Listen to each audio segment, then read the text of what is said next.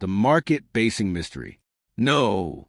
When all is said and done, there is nothing quite like the English countryside. Inspector Japp remarked, inhaling deeply through his nose and exhaling through his mouth, the most physically beneficial method, in his opinion. Poirot and I offered our ready agreement. It had been the inspector's idea to spend the weekend in the little town of Market Basing, beyond the threshold of his office at Scotland Yard. Japp was a zealous nature lover. He could discourse upon tiny plants with incredibly long Latin names, though his pronunciation of them was somewhat idiosyncratic, with far more passion than he ever showed for the details of a recent crime. "No one knows us here, and we know no one," he explained. "That is the charm of it." His calculation, however, had missed the mark. An arsenic poisoning in a village 15 miles from Market Basing had prompted the local constable to seek an audience with the man from Scotland Yard. Such professional deference only served to heighten Japp's expansive mood. On Sunday, we sat at breakfast in a local inn. The sun was shining. Sprigs of honeysuckle tapped against a window, and we were in the highest of spirits. The bacon and eggs were excellent. The coffee was less impressive, but it was hot and sufficiently drinkable. "This is the life," said Japp. "When I retire, I shall buy a little cottage in the country, far away from all this crime." "Crime is everywhere le crime.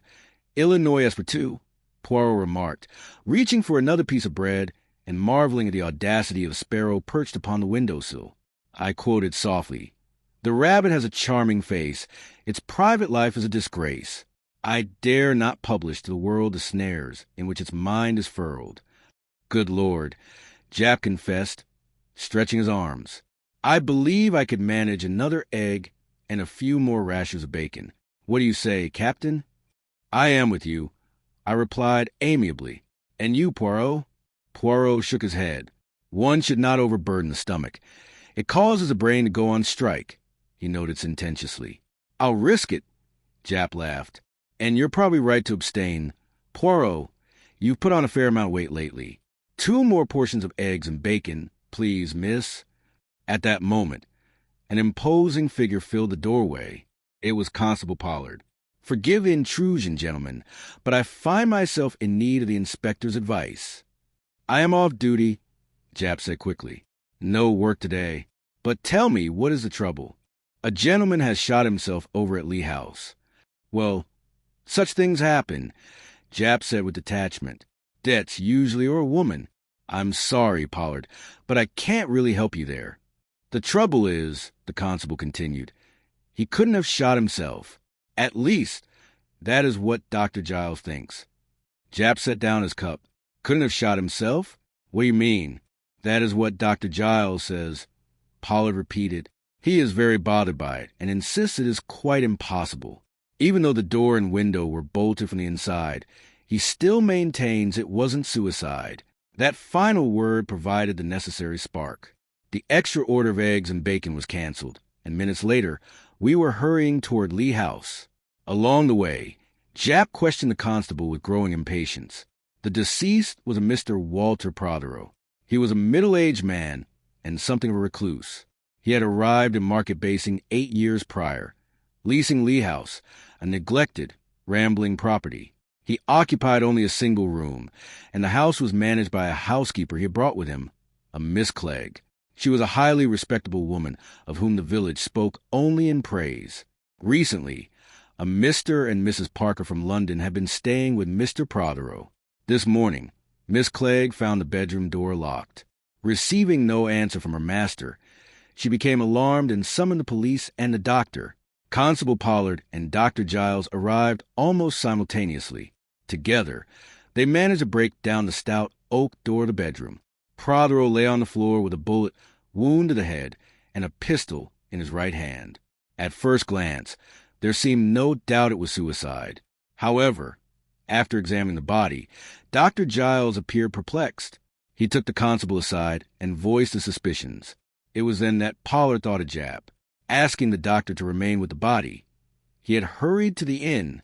By the time the constable finished his tale, we had reached Lee House, a large, dilapidated building surrounded by a garden choked with weeds. The front door stood open, and we passed immediately into the hall, and toward a small room from which voices emanated. For people were in the room, A somewhat flashily dressed gentleman with a sly, unpleasant face whom I disliked instantly. A woman, quite attractive but with coarse features and a calculating expression. Further off stood another woman in a neat black dress. The housekeeper, I presumed, and a tall man in a tweed suit with an intelligent, authoritative face. It was clear he was the one in charge. "Dr. Giles," said the constable. "Inspector Japp of Scotland Yard and his friends."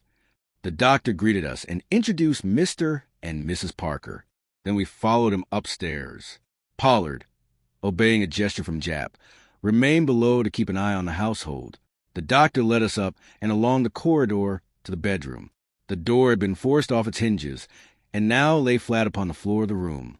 We entered the room. The body had not yet been moved. Prothero had been a man of middle age, with a beard and hair turning silver at the temples. Japp bent over the corpse.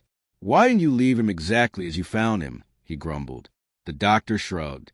"We assumed it was a clear-cut case of suicide. The bullet entered the head behind the left ear."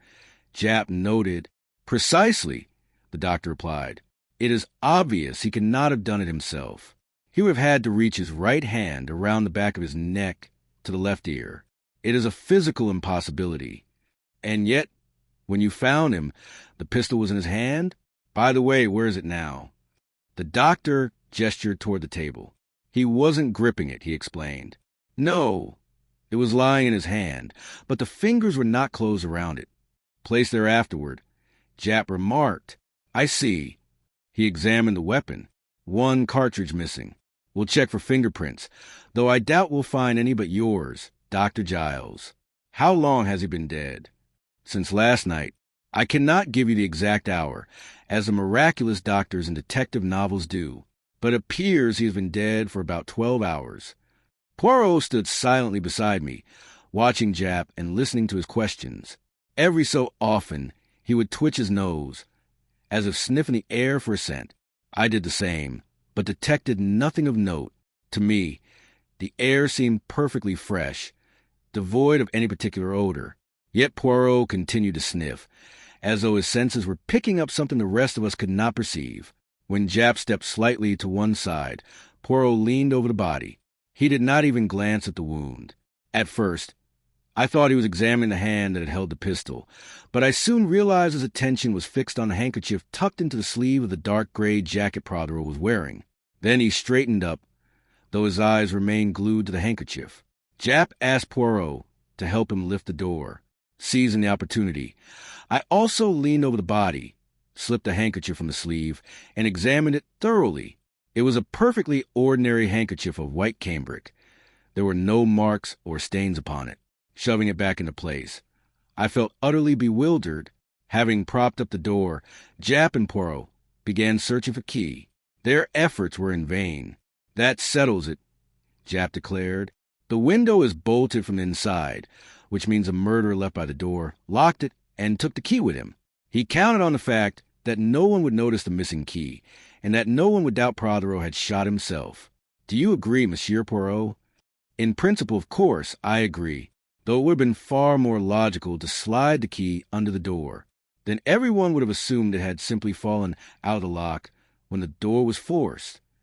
It would be naive to expect everyone to be as cold-bloodedly rational as you," Japp countered.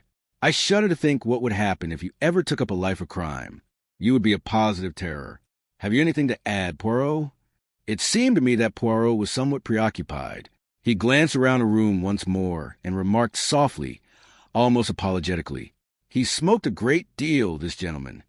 Indeed, the grate of the fireplace, as well as the ashtray on the small table, were brimming with cigarette ends.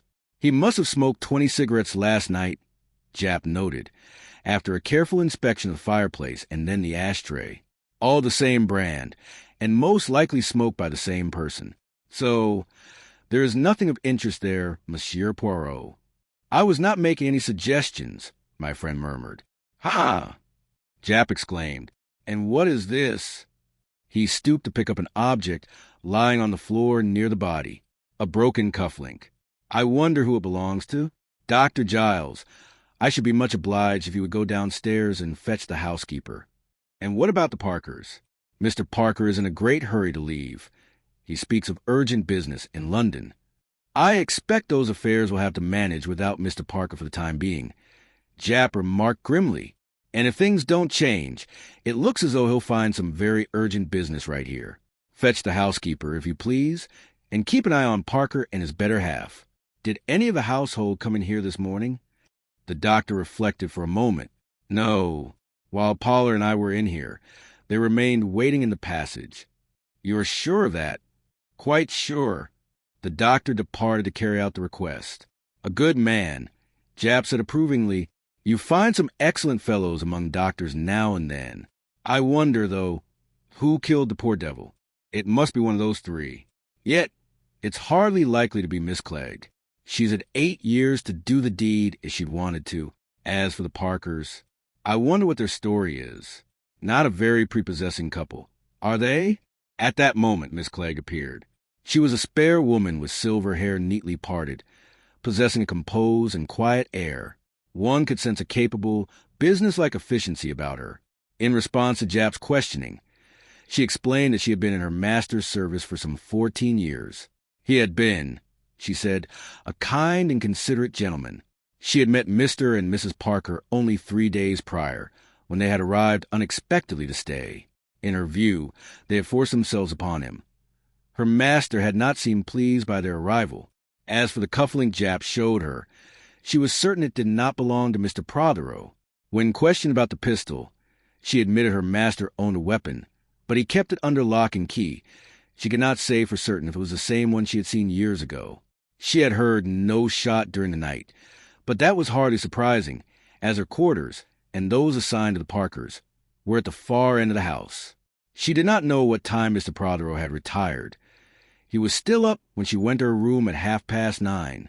He rarely went straight to bed, usually sitting up half the night smoking and reading. He was, she added, a heavy smoker. It was then that Poirot interjected with a question. Did your master, as a rule, sleep with his window open or closed? Miss Clegg paused to think. Usually it was open, the top sash at any rate. Yet today it was found closed. Can you account for that in any way? No, sir. Perhaps it was a draught, and he shut it himself. Japp asked a few more questions and then dismissed her. He proceeded to interview the Parkers separately.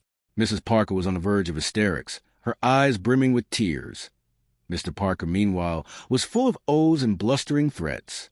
He denied that the cufflink was his, but his wife identified it as such, placing him in the most awkward position, since he had sworn up and down that he had never even entered Prothero's room. Japp considered the evidence sufficient to apply for a warrant for his arrest. Leaving Pollard at the house, Japp hurried into the village to telephone headquarters.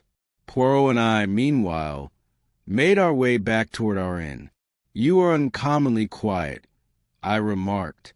Does the case not interest you? On the contrary, au contraire, he replied. It interests me greatly, but at the same time it perplexes me. The motive is entirely clear, but I am convinced of Parker's guilt. I argued aloud. The reason for it will surely come to light later. And do you observe nothing of significance, something that Japp overlooked? I looked at him with curiosity. What is on your mind, Poirot? What was the deceased carrying in his sleeve? Ah, the handkerchief. Precisely, the handkerchief. Sailors often carry a handkerchief in their sleeve, I said after a moment's thought. An excellent observation, Hastings, though that was not quite what I had in mind. Was there something else?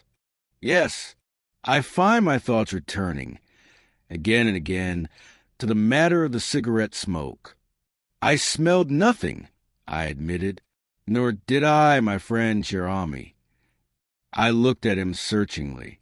It was often difficult to tell when Poirot was joking, but now he was perfectly serious, lost in deep concentration.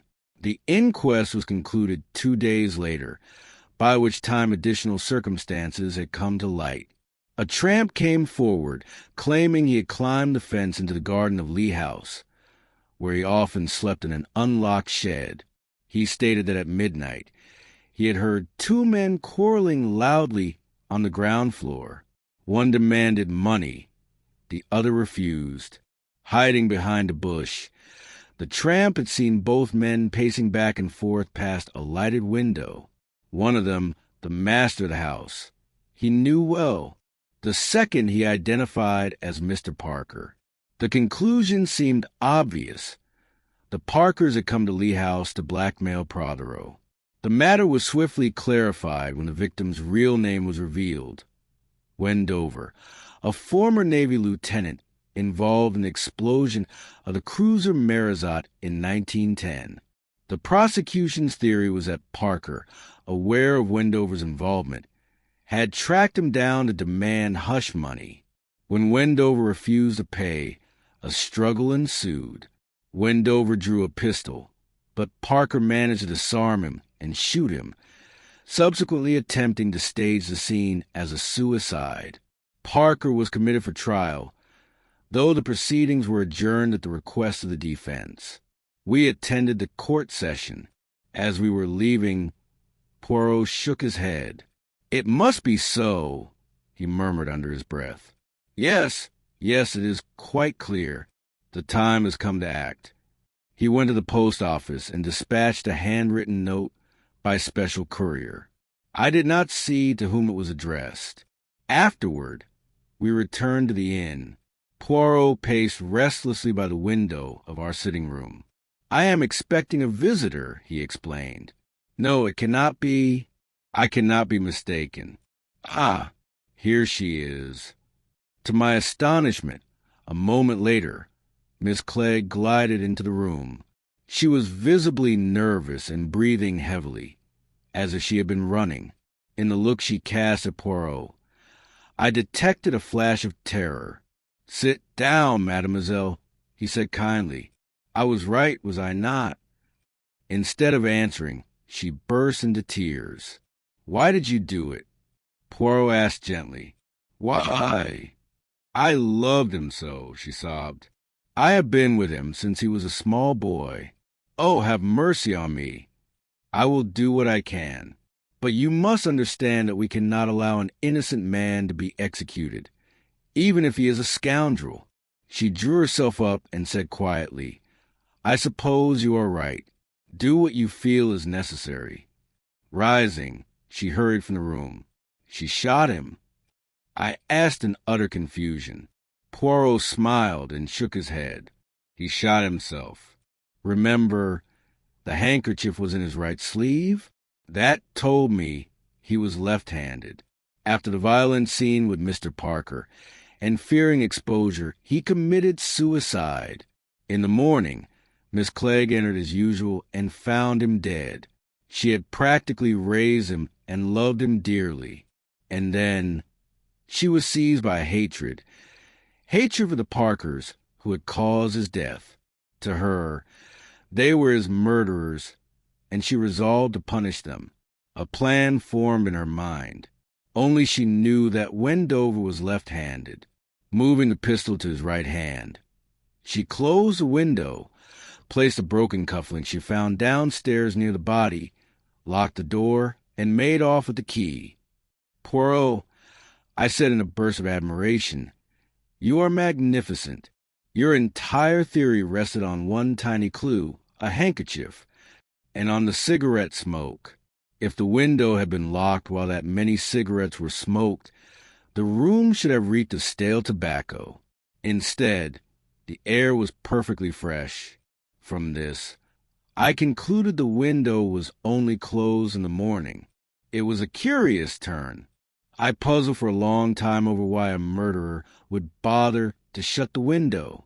Surely it would have been better to leave it open, so that if the suicide theory failed, people would think he had escaped that way.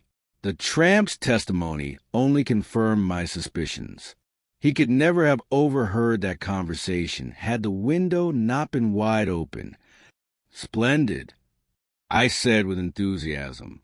"And now how about some tea?" The words of a true Englishman. Poirot sighed. "But I suppose I cannot expect to find a glass of sirop de cassis in this place."